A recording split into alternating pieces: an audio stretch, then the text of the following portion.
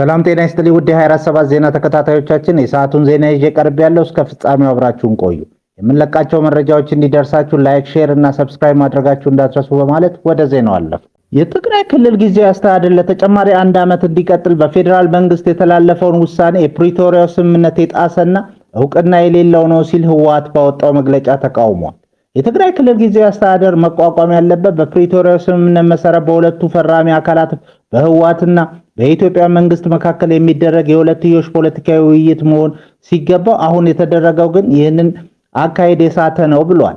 የጊዜያዊ አስተዳደሩ የሥራ ዘመን በመጋቢት 30 2018 ዓ.ም ለአንድ ተጨማሪ ዓመት እንዲራዘም የተወሰነው የኢትዮጵያ መንግስት ከስምምነቱ በፊት በነበረው ህግ በመጠቀም የወሰነው የተናጠል ውሳኔ መሆኑን ድርጅቱ ገልጿል። የጊዜ ማራዘሚያ ውሳኔ ከህወሓት እውቅናና ተሳትፎ ውጭ የተከናወነ በመሆኑ ድርጅቱ እንደማይቀበለው አስታውቋል። ላለፉት 3 ዓመታት የቆየው ጊዜያዊ አስተዳደሩ በብዙ ተግዳሮቶች ውስጥ አልፎ በሁለቱ አካላት ስምምነት የተመሰረተ እንደነበር ያስታወሰው መግለጫው አሁን ያለው አካሄድ ግን ስምምነቱን ወደ ጎን ያገለለ ነው ሲል ወቅሷል። ከትናንት በስቲያ የፌዴራል ጠቅላይ ሚኒስትር ዶክተር አብይ አህመድ ሌተናንት ጄኔራል ታደሰ ወረደ ለተጨማሪ 1 ዓመት ትግራይ ክልል በፕሬዝዳንትነት እንዲመሩ ስልጣናቸውን እንዳራዘሙላቸው ይታወቃል። የአሜሪካ ፍርድ ቤት 5000 ኢትዮጵያውያን በአገሪቱ እንዲቆዩ የሚያስችላቸውን የህግ ከለላ ስረዛ ውድቅ አደረገ። የአሜሪካ ፌዴራል ዳኛ የፕሬዝዳንት ዶናልድ ትራምፕ አስተዳደር በሺዎች በሚቆጠሩ ኢትዮጵያውያን ላይ ተግባራዊ ለማድረግ አቅዶት የነበረውን የጊዜያዊ የህግ ከለላ ቲፒኤስ ስረዛ ውድቅ አድርጓል። ፍርድ ቤቱ በሰጠው ውሳኔ አስተዳደሩ ከለላውን ለመሰረዝ ያቀረበው ምክንያት በቂ ህጋዊ መሰረት የሌለውና በኢትዮጵያ ያለውን ወቅታዊ ሁኔታ ያላገናዘበ መሆኑን ገልጿል። ይህን ውሳኔ በአሜሪካ የሚኖሩና ከለላው ተጠቃሚ የሆኑ 5000 ያህል ኢትዮጵያውያን በሀገሪቱ በህጋዊ መንገድ መቆየታቸውንና ስራቸውን መቀጠል እንዲችሉ የሚያስችል ነው ተብሏል። የፍትህ ሚኒስትር ቀደም ሲል በኢትዮጵያ የነበረውን ግጭትና አስቸጋሪ ሁኔታ መሻሻል አሳይቷል በሚል ከለላውን ለማንሳት ቢሞክርም ዳኛው ግን አስተዳደሩ ውሳኔውን ከማሳለፉ በፊት በሀገሪቱ ያለውን ተጨባጭ የጸጥታና የሰብአዊ ሁኔታ በሚገባ አልመረመረም ሲሉ ተችተዋል። ውሳኔው ለሰብአዊ መብት ተሟጋቾችና ለኢሚግሬሽን ጠበቆች ፍርዱ በስጋት ላይ ለነበሩ ቤተሰቦች ትልቅ እፎይታ የሰጠ ነው። በኢትዮጵያ አሁንም በተለያዩ አካባቢዎች ያለው አለመረጋጋት ዜጎች ወደ ሀገራቸው እንዲመለሱ የሚያስችል ምቹ ሁኔታ አለመኖሩን ፍርድ ቤቱ መቀበሉ ነው ዘገባዎች የጠቆሙት። በዚህም መሰረት እነዚህ 5000 ኢትዮጵያውያን እስከሚቀጥለው የፖሊሲ ግምገማ ድረስ በአሜሪካ የመኖርና የመስራት መብታቸው ተከብሮ እንደሚቆይ ታውቋል። በአሜሪካና ኢራን መካከል ሰላም እንዲወርድ እያሸማገለች የምትገኘው ፓኪስታን የመከላከያ ሚኒስትሯ ያሰራጩት መልእክት በእስራኤል ዘንድ ቁጣ አስነሳ። የፓኪስታን መከላከያ ሚኒስትር ሐዋጃ አሊፍ ይፋዊ ኤክስ ገጻቸው ላይ ባሰፈሩት መልእክት እስራኤል ክፉ ለሰው ልጅ እርግማንና ካንሰር ሲሉ ጠርተዋታል። እስራኤል የተመሰረተችው አውሮፓውያን ከአይሁዶች ለመገላገል በወሰዱት እርምጃ በፍልስጤም መሬት ላይ መሆኑን ገልጸዋል። በኢስላማባድ የሰላም ንግግር እየተካሄደ ባለበት ወቅት እስራኤል በሊባኖስ የዘር ማጥፋት እየፈጸመች ነው ሲሉ ከሰዋል። ከጋዛ እና ከኢራን ቀጥሎ አሁን በሊባኖስ የሚፈሰው ደም ሳይገታ መቀጠሉን በመጥቀስ ይህንን የካንሰር መንግስት የፈጠሩ አካላት በገሃነም እሳት እንዲቃጠሉ ተስፋ አደርጋለሁ እጸልያለሁም የሚል ጠንካራ ሐሳብ አጋርተዋል።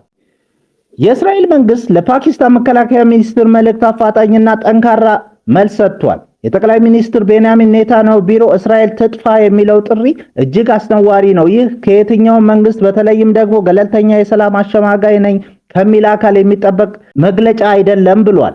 የውጭ ጉዳይ ሚኒስትር ጌዲዮን ሳአር የመከላከያ ሚኒስትሩ ንግግር ግልጽ የአይሁድ ጥላቻ የታየበት ነው ሲሉ አውግዘዋል። የአይሁድ መንግስት ካንሰር ብሎ መጥራት ሀገሪቱ እንድትጠፋ ጥሪ ከማቅረብ ተለይቶ አይታይም ብለዋል። አክለውም እስራኤል መጥፋቷን ከሚመኙ አሸባሪዎች ራሷን የመከላከል መብቷ የተጠበቀ ነው ሲሉ ተናግረዋል። ይህ የቃላት ምልልስ ፓኪስታን በአሜሪካና በኢራን መካከል እያደረገች ያለችውን የሽምግልና ጥረት ጥያቄ ውስጥ ሊጥለው እንደሚችል የዲፕሎማሲ ተንታኞች እየገለጹ ይገኛሉ። በካናዳ ደሞዝ አነስተኛ ነው ያለው ሰራተኛ የመስሪያ ቤቱን $156 ሚሊዮን የሚገመን ንብረት በእሳት አወደመ።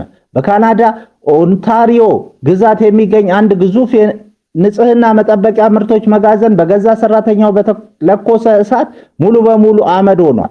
የ29 ዓመቱ ሻሜል አብዱል ከሪም በስራ ገበታው ላይ የሚከፈለውን ደሞዝ አነስተኛ መሆኑን በመቃወም የ156 ሚሊዮን ዶላር ዋጋ ያለውን ንብረት በእሳት አውድሟል። ግለሰቡ ድርጊቱን በኢንስታግራም ገጽ በቀጥታ ስርጭት ሲያስተላልፍ የታየ ሲሆን በቪዲዮው ላይ የኩባንያውን ምርቶች በእሳት እያቃጠለ የሚጠብቃችሁ በቂ ደሞዝ መክፈል ብቻ ነበር፣ አሁን ግን ዋጋውን ትከፍላላችሁ ሲል በቁጭት ተደምጧል። በወቅቱ በመጋዘኑ ውስጥ 20 የሚሆኑ ሰራተኞች የነበሩ ቢሆንም በፈጣን እርምጃ ጉዳት ሳይደርስባቸው መውጣት ችለዋል።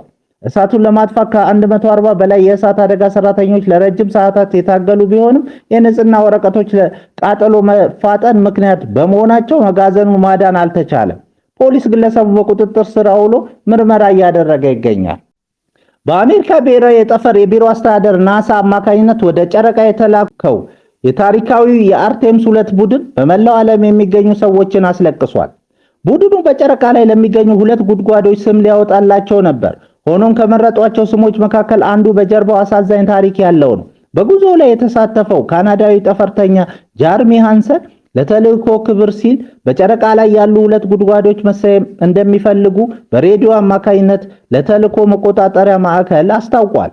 እንደ ብሩህ ነጥብ የሚታየው ጉድጓድ የተልእኮ አዛዥ በሆነው በራድ ዊዝማን ሚስት ካሮል ስም ተሰይሟል። የ2 ልጆች እናትና የጨቅላ ህፃናት ከፍተኛ እንክብካቤ ነርስ የነበረችው ካሮል በፈረንጆች 2020 በ46 ዓመቷ በካንሰር ህመም ህይወቷ አልፏል። የሃንሰንን ፍላጎት ተከትሎ 4ቱም የቡድኑ አባላት በዝምታ ተውጠው እርስ በርሳቸው በእንባ ተቃቅፈዋል። ወደ ጨለማው የጨረቃ ክፍል የተጓዘው ይህ ቡድን ነገ ወደ ምድር ይመለሳል ተብሎ ይጠበቃል። የአርቴምስ 2 ቡድን በጨረቃ ላይ ቁልፍ ቦታዎችን እንዲለዩና ፎቶግራፍ እንዲያነሱ የሰለጠኑ ነበሩ። በ6 ሰዓታት በረራቸው ውስጥ ከ10,000 በላይ ፎቶግራፎችን አንስተዋል። ፑቲን ለፋሲካ በዓል የተኩስ አቁም አወጁ። የሩሲያው ፕሬዝዳንት ቭላዲሚር ፑቲን የኦርቶዶክስ ፋሲካን በዓል ምክንያት በማድረግ በዩክሬን ለ2 ቀናት የሚቆይ የተኩስ አቁም ትዕዛዝ አስተላለፉ። ትዕዛዙ ከሚያዝያ 2 ቀን ከቀኑ 10 ሰዓት ጀምሮ እስከ እሁድ እኩለ ሌሊት ድረስ የሚቆይ መሆኑን ክሬምሊን አስታውቋል። የሩሲያው መከላከያ ሚኒስትርና የጦር ኃይሎች ጠቅላይ አዛዥ በሁሉም የጦር ግንባሮች ጥቃቶችን እንዲያቆሙ የታዘዙ ሲሆን ሞስኮ የዩክሬን ወገንም ተመሳሳይ እርምጃ እንዲወስድ እንደምትጠብቅ ገልጻለች። ይሁን እንጂ ትንኮሳ ከፈጸመች የሩሲያ ጦር ዝግጁ ሆኖ እንደሚቆይ ማስጠንቀቂያ ተሰጥቷል። የሁለቱ ሀገራት ጦርነት በምስራቅ ዩክሬን ድንበር አካባቢ በከፍተኛ ሁኔታ በቀጠለበት በዚህ ወቅት ይህ የተኩስ አቁም ውሳኔ ለበዓሉ ሰላማዊ ድባብን ለመፍጠር ያለመ እንደሆነ ተገልጿል። ክቡራን አድማጮቻችን ለሰዓቱ ያልናቸው ዜናዎች በዚህ እናበቃለን።